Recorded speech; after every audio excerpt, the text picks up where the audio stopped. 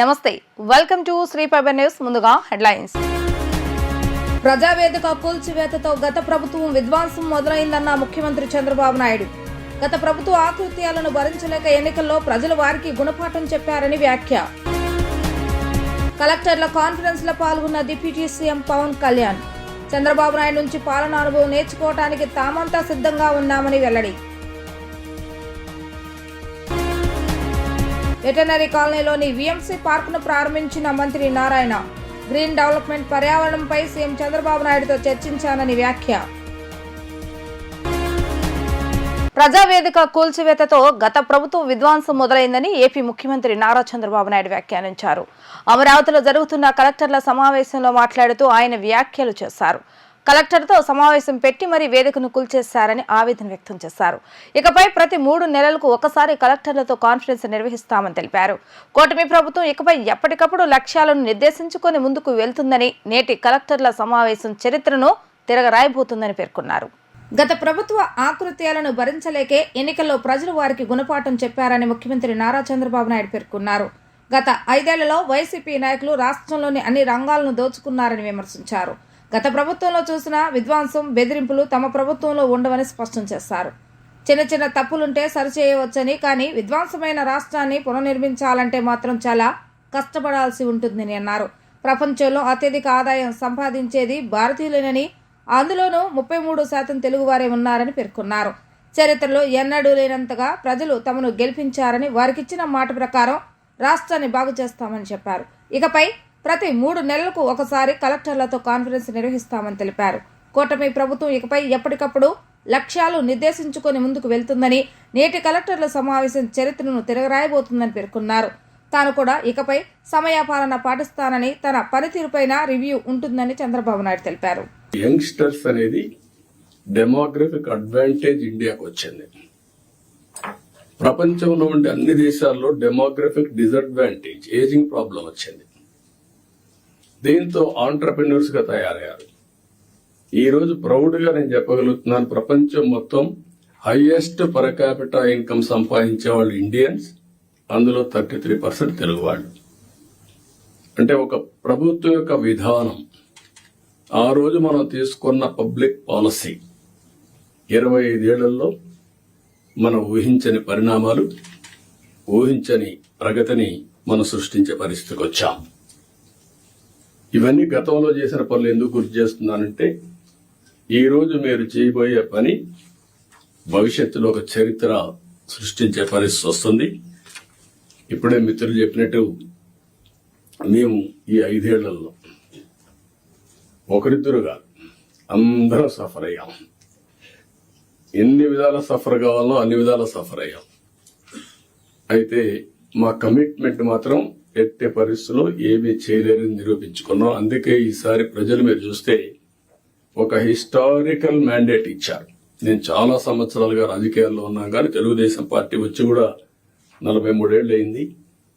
కానీ ఈసారి ఇచ్చిన మ్యాండేట్ చూస్తే ఎప్పుడూ రానంత మ్యాండేట్, ఒక హిస్టారికల్ మ్యాండేట్ ఇచ్చారు. అదే సమయంలో యాస్పిరేషన్స్ కూడా విపరీతంగా ఉన్నాయి. మీరు ఈ విషయం ఆల్ ఆఫీసర్స్ ఈ కలెక్టర్ కాన్ఫరెన్స్ లో మనం గుర్తుపెట్టుకోవాల్సిన అవసరం ఉంది. మేము ఆ రోజు ఒకే మాట చెప్పాం, నేను గాని పవన్ కళ్యాణ్ గారు గాని, మమ్మల్ని నమ్మండి, ప్రజలు గెలవాలి. ప్రజలు గెలవాలంటే ఎన్డీఏ మాకు ఓట్లు వేయాలి. ఈ రాష్ట్రాన్ని పునర్నిర్మాణం చేస్తామని మేము హామీ ఇచ్చాం. పూర్వ వైభవం తీసుకొస్తామని హామీ ఇచ్చాం.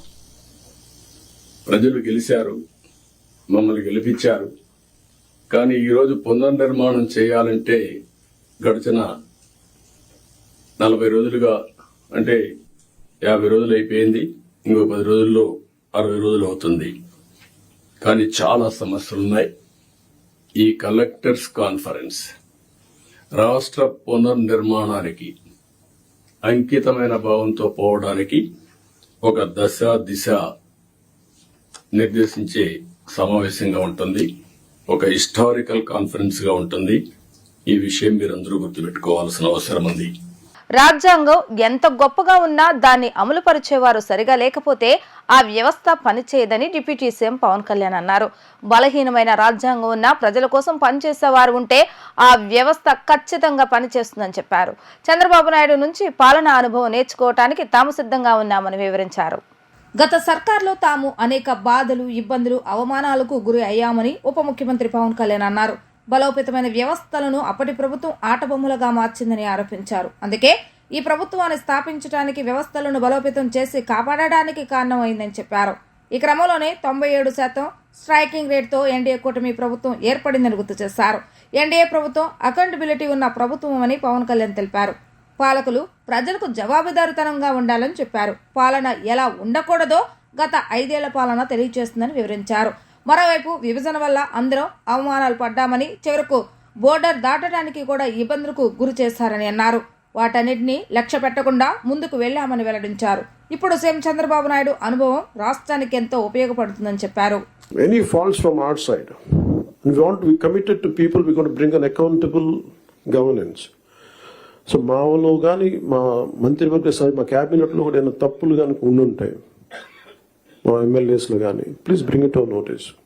We want to safeguard your self respect. We want to safeguard your integrity. మీ అడ్మినిస్ట్రేటివ్ ఈ ప్రాసెస్లో మా వల్ల మీకు ఒక అడుగు ముందు పడాలి తప్ప ఒక అడుగు వెనక్కి వేయకూడదు, ఇబ్బంది పడకూడదు. అలాంటి తప్పులు ఏదైనా ఉంటే మా తరఫు నుంచి దయచేసి తెలియచేయండి. Will correct our cells. And also we expect you to bring out your best. This state has gone back by 20 years, 25 years, almost a decade back. State bifurcation నుంచి కూడా ఈ రోజు దాకా మేము నలుగుతానే ఉన్నాం. And this state's development is very essential for the integrity of this nation. ఎందుకంటే ఇక్కడ కనుక ఏమాత్రం కొంచెం సామాజిక రాజకీయ గొడవలు ఉంటే మన దేశ సమగ్రత కూడా ఇబ్బంది కలిగే పరిస్థితులు ఉంటాయి. ఎందుకంటే చాలా బాధల్లో ఉన్నాం. 20 years we really suffered post bifurcation. అందరం అవమానాలు పడ్డాం, ఇబ్బందులు పడ్డాం, స్టేట్ దాటి మళ్ళీ వచ్చాం. వచ్చిన తర్వాత కింద మీద పడి ఒక గవర్నెన్స్ ఏర్పడితే మళ్ళీ కాదు ఇంకో గవర్నమెంట్ వచ్చి రోడ్లు బోర్డర్లోకి రావాలంటే కూడా మమ్మల్ని అలౌ చేయని పరిస్థితులు, ఇవన్నీ తట్టుకొని దాటుకొని నిలబడి వచ్చాం. So we are very very committed to give a bright future for this state. All of us, ప్రతి political leader, they think of demographic dividend. So యువతలో మనకు శక్తి ఉంది అనుకున్నా కానీ యువతని ఎంత బలంగా దిశానిర్దేశం చేయాలనేది ఆనరబుల్ సీఎం గారు మేము మాట్లాడుకున్నప్పుడు ఈ స్కిల్ సెన్సెస్ ఒకటి చాలా ఎసెన్షియల్ అని. So we want you to be a part of it. ఆ స్కిల్ సెన్సెస్ సంబంధించి మీ సలహాలు, సూచనలు చాలా చాలా అవసరం. వెటర్నరీ కాలనీ వాసులు జిమ్ కోసం సొంతగా డబ్బు సమకూర్చారని మంత్రి నారాయణ అన్నారు. విఎంసీ ఆధ్వర్యంలో ఈ పార్కు నిర్వహణ జరుగుతుందని తెలిపారు. గ్రీన్ డెవలప్మెంట్, పర్యావరణంపై సీఎం చంద్రబాబు నాయుడుతో చర్చించానని తెలిపారు.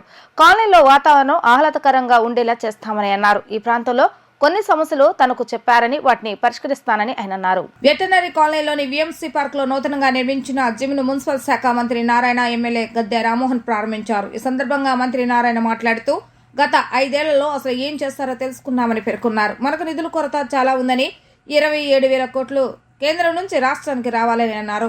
స్వచ్ఛ భారత్ తరపున నిధులు రావాల్సి ఉందని పేర్కొన్నారు. రాష్ట్ర వాటా నిధులు ఇవ్వకపోవటం వల్ల ఆ నిధులు ఆగిపోయాయని పేర్కొన్నారు. ఈ విషయాలను సీఎం దృష్టికి తీసుకువెళ్లామని తెలిపారు. సిజేఎంస్ లో 19 కోట్లు కాగితాల్లో ఉన్నాయని, డబ్బు మాత్రం లేదని మంత్రి నారాయణ తెలిపారు. ఆ నిధులు మొత్తం ఇతర అవసరాలకు మళ్లించేశారని తెలిపారు. ఇలాంటి ఎన్నో ఇబ్బందులు ఇప్పుడు తమకు ఎదురవుతున్నాయని అన్నారు. సీఎం సహకారంతో కేంద్రం నుంచి నిధులు తెచ్చేందుకు కృషి చేస్తామని పేర్కొన్నారు. అనంతరం ఎమ్మెల్యే గద్దె రామ్మోహన్ మాట్లాడుతూ మున్సిపల్ మంత్రిగా నారాయణ అనేక నూతన విధానాలను అమలు చేశారని తెలిపారు. 2014-19 మధ్య కాలంలో పట్టణాలు, నగరాలు సుందరీకరణ చేశారని తెలిపారు. ఇప్పుడు మళ్లీ మున్సిపల్ మంత్రిగా తన పనితీరుతో ఆకట్టుకుంటున్నారని పేర్కొన్నారు. విజయవాడలో అండర్ గ్రౌండ్ డ్రైనేజీ సమస్య బాగా ఉందని తెలిపారు. మురుగునీరు రోడ్లపై నిలిచి ప్రజలు ఇబ్బందులు పడుతున్నారని అన్నారు. వర్షాలు పడితే ప్రజలు ఆ నీటితో సహజీవనం చేయాల్సిన పరిస్థితి ఏర్పడుతుందని అన్నారు. గత 5 ఏళ్లలో నగర అభివృద్ధిని అస్సలు పట్టించుకోలేదని తెలిపారు. మంత్రి నారాయణ ఒక్క డ్రైవ్ పెట్టి సమస్యల పరిష్కారానికి సహకరించాలని ఆయన కోరారు. మున్సిపల్ ఫండ్స్ని మున్సిపల్ వాటికే వాడుకునేటట్టుగా జరుగుతుంది. అదొక సంతోషమైన విషయాన్ని మీ అందరికీ తెలియజేస్తున్నాను. ఎల్ఎన్టీ వాళ్ళతో డిస్కస్ చేసి ఆ వర్క్ని టేకప్ చేస్తాం. అదేవిధంగా సచివాలయం పైన మళ్ళా కన్స్ట్రక్షన్ చేయాలనేది చెప్పారు. దాన్ని నేను డిస్కస్ చేసి దాని విషయం యాక్చువల్గా చేస్తాం మీ అందరికీ తెలియజేస్తూ, లైలా కాలేజీ వాళ్ళతో కూడా ఈ ఫైనాన్షియల్గా, అంతేకాకుండా ముఖ్యమంత్రి గారిని ఒకటి అడిగాం, మున్సిపల్ కార్పొరేషన్స్ కావచ్చు, మున్సిపాలిటీస్ కావచ్చు, నగర పంచాయతీలు కావచ్చు, వాటిల్లో వచ్చే కలెక్షను మున్సిపాలిటీసే వాడుకునేట్టుగా అలౌ చేయండి. ఇప్పుడు సిఎఫ్ఎంఎస్లో పోయి అవి మాకు రావట్లేదు, ఇబ్బంది పడుతున్నామంటే ముఖ్యమంత్రి గారు దానికి యాక్సెప్ట్ చేశారు. ఇది చాలా సంతోషమైన విషయం. ఎందుకంటే ఈరోజు సిఎఫ్ఎంఎస్లో 1900 కోట్లు ఉన్నాయి. ఏది మున్సిపల్ ట్యాక్స్ కట్టి ప్రజలు కట్టినవి. అయితే కాగితాల మీద ఉన్నాయి కానీ అక్కడ డబ్బులు లేవు. గత ప్రభుత్వం మొత్తం వాడేసింది రకరకాలుగా. 40 కోట్లు వస్తే బ్రహ్మాండంగా మనం డెవలప్ చేసుకోవచ్చు. ఇలాంటి పరిస్థితుల్లో ఈరోజు మనం ఉన్నాం. వీటన్నిటి మీద కూడా యాక్చువల్గా సీఎం గారితో డిస్కస్ చేస్తున్నాం, కేంద్ర ప్రభుత్వంతో డిస్కస్ చేస్తున్నాం. సీఎం గారు ఇన్ని ఇబ్బందులు ఉన్నా ఇన్ఫ్రాస్ట్రక్చర్ డెవలప్ చేయాలి, సంక్షేమ పథకాలు మనం చెప్పిన ప్రకారం చేస్తూ, డెవలప్మెంట్ ఇంపార్టెంట్, డెవలప్మెంట్ లేకుంటే యువతకు భవిష్యత్తు ఉండదు అనే ఉద్దేశంతో మాకు డైరెక్షన్ ఇస్తున్నారు. 40 కోట్లు కేంద్ర ప్రభుత్వం శాంక్షన్ చేసింది. దాంట్లో మన స్టేట్ షేర్ 40%, వాళ్ళు 60%. ఫస్ట్ ఇన్స్టాల్మెంట్ 290 కోట్లు రిలీజ్ చేశారు వాళ్ళు. మనం 150 కోట్లు రిలీజ్ చేయాలి మన స్టేట్. వీళ్ళు కేవలం 11 కోట్లు రిలీజ్ చేశారు, మిగతాది రిలీజ్ చేయలే. ఆ ప్రాజెక్ట్ ఆగిపోయింది. కూడా జూన్కి అయిపోయింది. మళ్ళీ అడుగుతున్నాం, మళ్ళీ దాన్ని రివైజ్ చేయండి, మేము కంప్లీట్ చేస్తామని. అంతేకాకుండా స్వచ్ఛ భారత్లో 2021లో, ఇప్పుడు కాదు 2021లో కోట్ల రూపాయలు ఉన్నాయి. అందులో వాళ్ళు 10,000 కోట్ల రూపాయలు వాళ్ళు ఇవ్వడానికి రెడీగా ఉన్నారు. అయితే మన స్టేట్ షేరు 17,000 కోట్లు పెట్టాలి. గత ప్రభుత్వం ఆ షేర్ పెట్టక ఆ ప్రాజెక్ట్స్ అన్నింటినీ వదిలేశారు. మాచర్ల మాజీ ఎమ్మెల్యే పిన్నెల్లి రామకృష్ణారెడ్డికి హైకోర్టులో మరోసారి చుక్కెదురైంది. పిన్నెల్లి బెయిల్ పిటిషన్లపై ఈ రోజు హైకోర్టులో విచారణకు రాగా పిటిషన్లు ధర్మాసనం వాయిదా వేసింది. పల్నాడు పోలీసులు నమోదు చేసిన 2 కేసుల్లోనూ బెయిల్ ఇవ్వాలంటూ పిన్నెల్లి పిటిషన్ వేశారు. అయితే ఈ పిటిషన్లపై విచారణను హైకోర్టు ధర్మాసనం వచ్చే వారానికి వాయిదా వేసింది. దీంతో బెయిల్ కోసం ఎంతగానో ఎదురు చూసిన పిన్నెల్లికి మరోసారి నిరాశ ఎదురైంది. పేదరికం అధిగమించాలంటే చదువు ఒక్కటే మార్గమని ఎమ్మెల్యే బొండా ఉమామహేశ్వరరావు అన్నారు. గత ప్రభుత్వం 5 ఏళ్ల పాలనలో విద్యా వ్యవస్థను పూర్తిగా నిర్వీర్యం చేస్తుందని ఆరోపించారు. అపూర్వ ప్రజా మద్దతుతో అధికారంలోకి వచ్చిన టీడీపీ ప్రభుత్వం విద్యకు పెద్దపీట వేస్తుందని ఆయన స్పష్టం చేశారు. 63వ డివిజన్ రాధానగర్ ప్రభుత్వ జూనియర్ కళాశాలలో విద్యార్థులకు ప్రభుత్వం ఘనంగా ఉచిత పుస్తకాల పంపిణీ కార్యక్రమం నిర్వహించడం జరిగింది. ఈ కార్యక్రమంలో సెంట్రల్ నియోజకవర్గ శాసనసభ్యులు బొండా ఉమామహేశ్వరరావు ముఖ్య అతిథిగా పాల్గొని విద్యార్థులకు పుస్తకాలు పంపిణీ చేశారు. ఈ సందర్భంగా ఎమ్మెల్యే బొండా ఉమా మాట్లాడుతూ పాఠశాల కళాశాల స్థాయిలో మెరుగైన విద్యను అందించడమే ప్రభుత్వం యొక్క లక్ష్యమని అన్నారు. విద్యార్థులకు ఉచితంగా పాఠ్య పుస్తకాలు అందిస్తున్నామని, విద్యార్థులు ఉన్నత విద్యావంతులైతే తల్లిదండ్రులకు సమాజంలో గౌరవం రెట్టింపు అవుతుందని అన్నారు.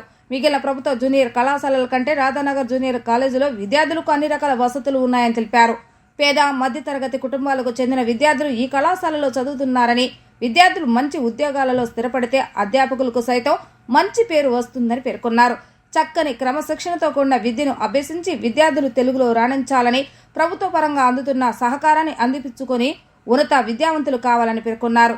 కసి పట్టుదలతో చదివి విద్యార్థులు భవిష్యత్తులో ఉన్నత స్థానంలో నిలవాలని ఆకాంక్షించారు.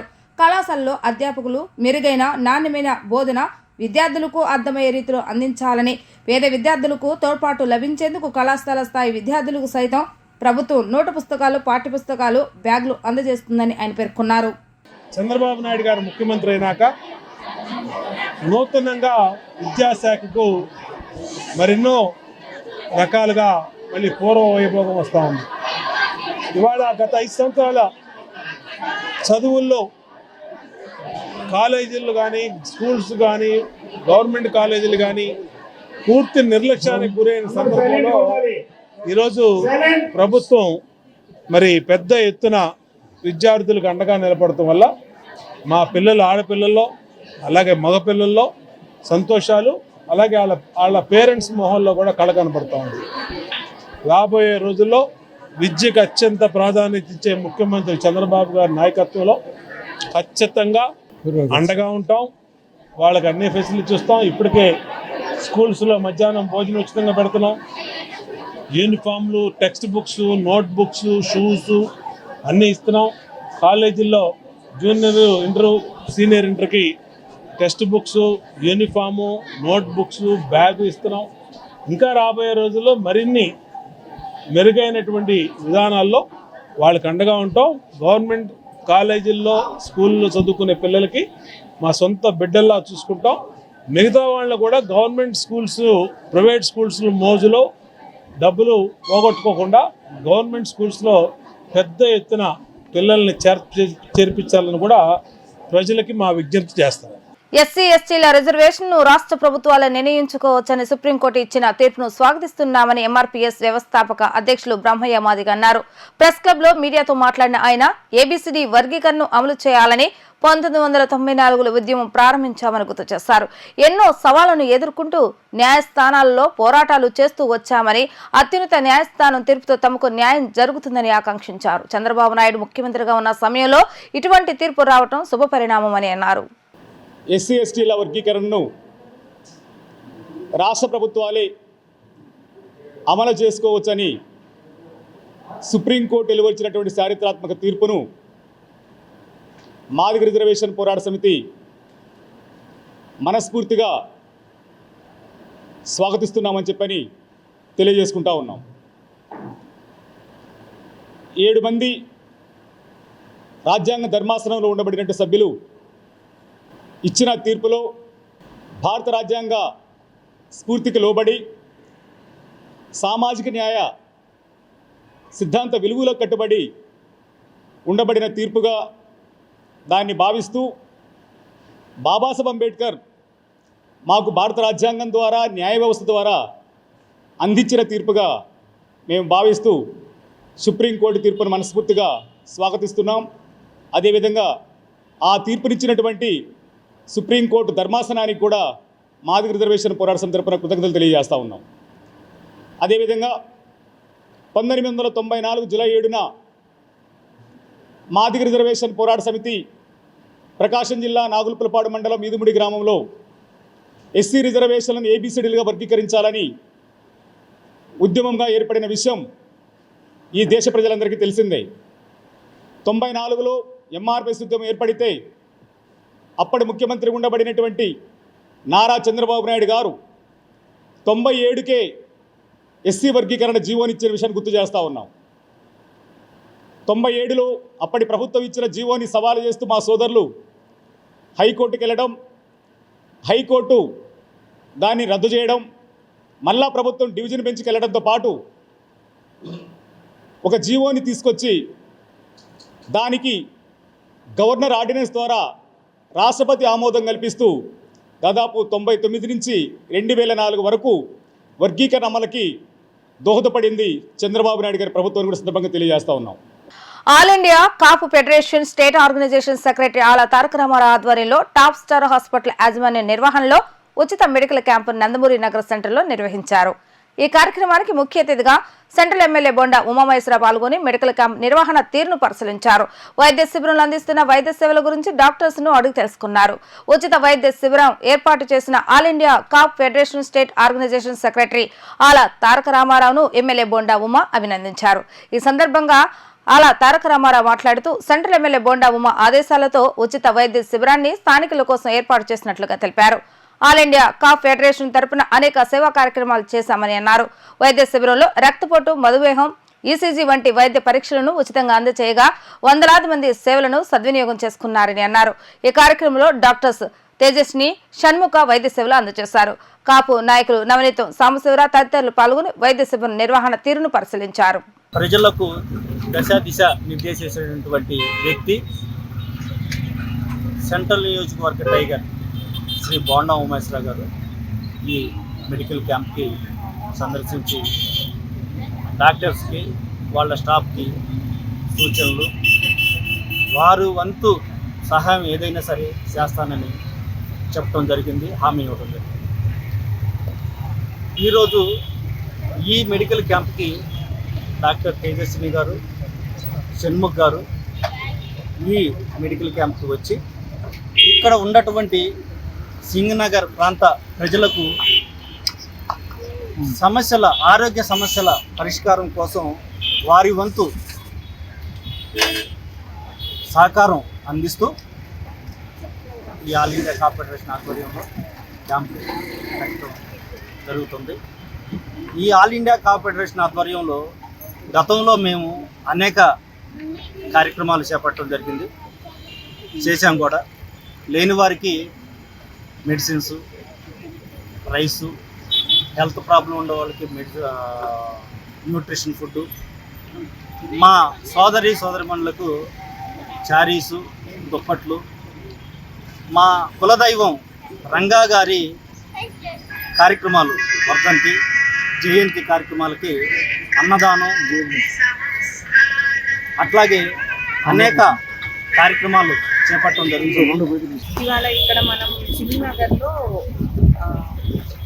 మెడికల్ క్యాంప్ నిర్వహించడం జరిగింది. ఇక్కడ మనం ఫ్రీగా ప్రజలందరికీ బీపీ, షుగర్, ఈసీజీ అన్ని చేస్తున్నాము. జాతీయ వాస్కులర్ డే సందర్భంగా విజయవాడలో అవగాహన ర్యాలీ నిర్వహించారు. ఈ కార్యక్రమంలో విజయవాడ సెంట్రల్ తూర్పు శాసనసభ్యులు బొండ ఉమామహేశ్వర, గద్దె రామ్మోహన్, ఎన్టీఆర్ వైద్య సేవా ట్రస్ట్ సీఈఓ లక్ష్మీ షా ముఖ్య అతిథులుగా పాల్గొని ఇందిరాగాంధీ స్టేడియం వద్ద నుంచి ర్యాలీని ప్రారంభించారు. ఈ సందర్భంగా ఎమ్మెల్యేలు బొండ ఉమా, గద్దె రామ్మోహన్, ఐఏఎస్ అధికారి లక్ష్మీ షా మాట్లాడుతూ నేడు నెలకొన్న ఆధునిక జీవన శైలిలో ఎక్కువ శాతం రక్తనాళాల రుగ్మతకు గురవుతున్నారని అన్నారు. ఆధునిక ప్రపంచంలో కనీస శారీరక వ్యాయామం లేకపోవడం వల్లే ఇటువంటి రక్తనాళాల రుగ్మతలు వస్తున్నాయని అన్నారు. ఈ వ్యాధులపై అవగాహన కోసం వాస్కులర్ సొసైటీ ఆఫ్ ఇండియా ప్రజా వైద్యశాల నేతృత్వంలో అవగాహన ర్యాలీ నిర్వహించడం అభినందనీయమన్నారు. ఈ సందర్భంగా నిర్వాహకులు ప్రముఖ వాస్కులర్ సర్జన్ డాక్టర్ మకినేని కిరణ్ మాట్లాడుతూ రాబోయే రోజుల్లో రక్తనాళాల జబ్బులు అధికమయ్యే అవకాశం ఉండటం వల్ల వాటిపై అవగాహన కల్పిస్తూ ఇటువంటి ర్యాలీలు దేశవ్యాప్తంగా రాష్ట్రంలో 3 ప్రాంతాల్లో తమ సొసైటీ ఆధ్వర్యంలో నిర్వహిస్తున్నామని తెలిపారు. ఇలాంటి ఒక ప్రత్యేకమైన రోజుని ఎన్నుకోవడం అంటే ఒక భయంకరమైన వ్యాధి నుంచి ప్రజల్ని కాపాడటానికి మనకు ఒక ఆలోచన వచ్చి ఇది 10 మందికి స్ఫూర్తి కలిగించే విధంగా ఒక పేపర్లో ఆర్టికల్స్ రానివ్వండి, మేము కార్యక్రమాలు చేయనండి, ఈ కార్యక్రమాల ద్వారా మీరు ప్రజలు ఎంత ఉద్దేశం ఏంటంటే ఈ యొక్క వ్యాధి బారిన పడకుండా మనం కాపాడుకోవాలనే ఒక స్ఫూర్తి ప్రతి ఒక్కళ్ళు కూడా కలగాలనేది దీని యొక్క ఉద్దేశం. ఇవాళ ఇది మనం ఒకసారి వ్యాధి వచ్చిందంటే అది తగ్గటం లేకపోతే దాన్ని నివారించడం సాధ్యం కాదు. అది ఆ వీక్నెస్ జీవితాంతం మరణం వరకు కూడా వీక్నెస్ అలాగే ఉంటుంది. కానీ మనం ముందు నుంచి కూడా మనకి ఖర్చు లేని పని రోజుకి 1 గంట నడవగలిగితే ఈ వ్యాధులన్నింటినీ కూడా కొంతవరకు మేరకు ఆపవచ్చు. ఇది 10 సంవత్సరాలు 20 సంవత్సరాల వరకు కూడా దీన్ని మన ఇబ్బంది పెట్టకుండా చేసే అవకాశం ఉంది. విజయవాడ నగరంలో పెద్ద ఎత్తున డాక్టర్లు ప్రజలకు అవేర్నెస్ ప్రోగ్రామ్ తీసుకోవడం జరిగింది. అసలు వాస్కులర్ అంటే ఏంటి, దీనివల్ల వచ్చే దుష్ఫలితాలు ఏంటి, దాన్ని రాకుండా ఏ విధంగా చూసుకోవాలి అనేది అన్ని రకాలుగా కూడా డాక్టర్లు, వాస్కులర్ ఎక్స్పర్ట్స్ చెప్పడం జరిగింది. ముఖ్యంగా ప్రజలు మన ఆరోగ్యాన్ని మనమే కాపాడుకోవాల్సిన అవసరం ఉంది. ఉచితంగానే కాపాడుకోవాల్సిన పరిస్థితి ఉంది. చక్కగా regular walking, regular yoga, regular ఎక్సర్సైజులు చేస్తే మరి డాక్టర్ల దగ్గరికి ఈ సమస్య మీద వెళ్ళాల్సిన పని ఉండదు, మరే సమస్య మీద కూడా వెళ్ళాల్సినటువంటి అవసరం ఉండదు. కాబట్టి దాన్ని మనం చేసుకోవాలి. వాస్కులర్ డే సందర్భంగా ప్రజలందరూ కూడా డాక్టర్లు సూచిస్తున్నట్టు, ప్రభుత్వం సూచిస్తున్నట్టు వాకింగ్లో కానీ, ఫుడ్ హ్యాబిట్స్ కానీ, అలాగే కొలెస్ట్రాల్స్ని అదుపులో పెట్టుకోవడం, షుగర్ని అదుపులో పెట్టుకోవడం చేయాలని ప్రజలందరికీ విజ్ఞప్తి చేస్తా ఉన్నాం. దీంట్లో ముఖ్యంగా ప్రజలకి అవేర్నెస్ తీసుకురావాలి. సో మనము హెల్త్ని ఎలా కాపాడుకోవాలి, ఈ వాస్కులర్ డిసీజెస్ వల్ల వచ్చే ప్రమాదాల గురించి అవేర్నెస్ క్రియేట్ చేయడము, ప్రజల్లో చైతన్యం తీసుకురావడము. సో అసలు డాక్టర్ని కన్సల్ట్ చేసి బిఫోర్ ఇట్ బీయింగ్ ప్రాబ్లమాటిక్ దాన్ని అటెండ్ చేసి, so prevention is better than cure ప్రిన్సిపల్లో సో దీన్ని స్టార్ట్ చేసి అవేర్నెస్ క్రియేట్ చేయడానికి చేస్తున్నాను. సో ఇది ఒక మంచి కార్యక్రమం. దీన్ని ప్రతి ఒక్కరు అర్థం చేసుకోవాలి. మనం డైలీ హెల్తీగా ఉండడానికి డైలీ వాక్ చేయడము, కాస్త లైట్గా ఎక్సర్సైజ్ చేయడము, అలాగే మంచి ఫుడ్ హ్యాబిట్స్ ప్రాక్టీస్ చేసుకోవడము, అలాగే ఈ సిగరెట్, ఆల్కహాల్ ఇవన్నీ కొంచెం అవాయిడ్ చేయడం అయితే ఆరోగ్యం బాగుంటుంది. సో హెల్తీ ఏజింగ్ ఉంటుంది. సో వినాయక చవితిని పురస్కరించుకుని డుండి గణేష్ ఆధ్వర్యంలో నగరంలోని విద్యాధర్పురంలో 72 అడుగుల భారీ గణేష్ విగ్రహాన్ని నిర్మిస్తున్న విషయం విదితమే. ఇక ఈ నేపథ్యంలో డుండి గణేష్ నిర్మాణ పనులు శరవేగంగా జరుగుతున్నాయి.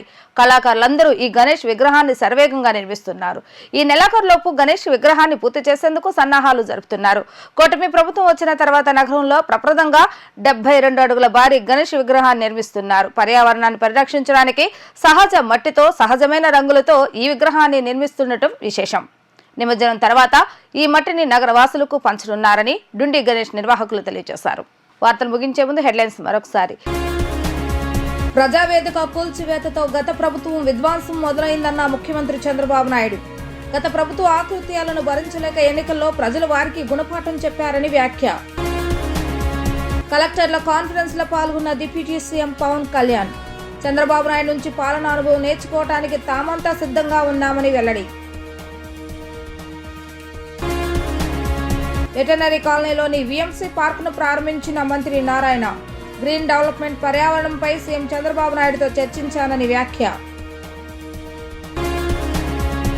ఇవి ఈ రోజు వార్తా విశేషాలు. మరలా 3 ప్రసారమే వార్తలు మళ్ళీ కలుద్దాం. అంతవరకు సెలవు. నమస్కారం.